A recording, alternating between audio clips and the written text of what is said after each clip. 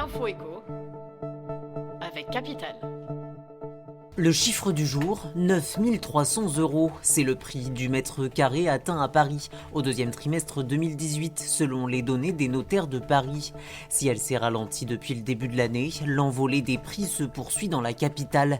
Le volume de vente d'appartements est légèrement en baisse au deuxième trimestre 2018, mais pénurie de biens oblige, la hausse des prix, elle, est appelée à se prolonger.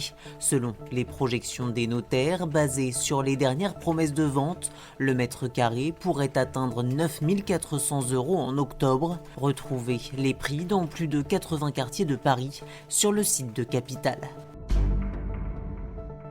L'info pratique Capital. Chaque année, début septembre, c'est le casse-tête. Devez-vous souscrire une assurance scolaire? Elle n'est pas obligatoire pour les activités prévues au programme de l'école, mais elle est souvent exigée pour les activités facultatives extrascolaires se déroulant donc hors de l'établissement, comme la visite d'un musée, un séjour linguistique ou le centre de loisirs. Notre conseil, si vous ne voulez pas souscrire un contrat d'assurance scolaire, faites-vous préciser par vos différents assureurs les couvertures exactes dont vos enfants bénéficient.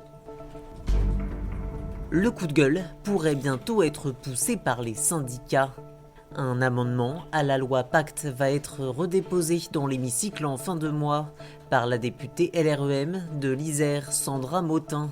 Son idée, permettre aux entreprises de moins de 1000 salariés de privilégier un espace en ligne pour l'expression des syndicats plutôt qu'un local physique dans l'entreprise.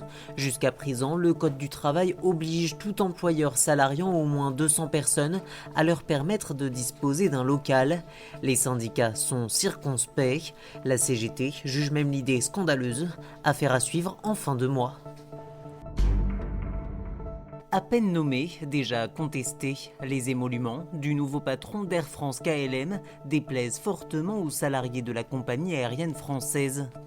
Le Canadien Benjamin Smith, qui n'a pas encore pris officiellement ses fonctions, pourrait toucher 8,5 millions d'euros d'indemnité en cas de départ contraint selon un document du groupe révélé par le journal quotidien Libération, un montant élevé qui viendrait s'ajouter à son salaire annuel de 4 250 000 €, soit 3 fois plus que son prédécesseur Jean-Marc Janaillac. Le parachute doré de l'ex numéro 2 d'Air Canada pourrait donc représenter environ 2 ans de salaire annuel, des décisions qui passent mal alors que les salariés de la compagnie aérienne demandent depuis longtemps des augmentations salariales.